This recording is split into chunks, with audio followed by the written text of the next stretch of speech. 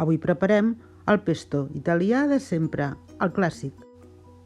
Per fer-lo ens farà falta 25 fulles d'alfàbrega, 100 mil·lilitres d'oli d'oliva verge, 40 grams de pinyons, 25 grams de formatge parmesà ratllat, 25 grams de formatge pecorino, sal i opcionalment podem posar-hi una mica d'all. Comencem rentant les fulles d'alfàbrega.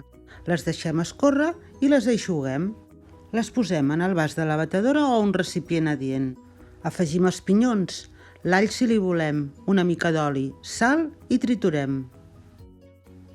Afegim els formatges i triturem de nou fins a aconseguir la textura desitjada. La salsa pesto té moltes interpretacions, hi ha qui li agrada amb all, altres sense, hi ha qui posa nous. Es conserva bé a la nevera dins d'un pot de vidre, cobert amb oli durant setmanes, i també es congela molt bé.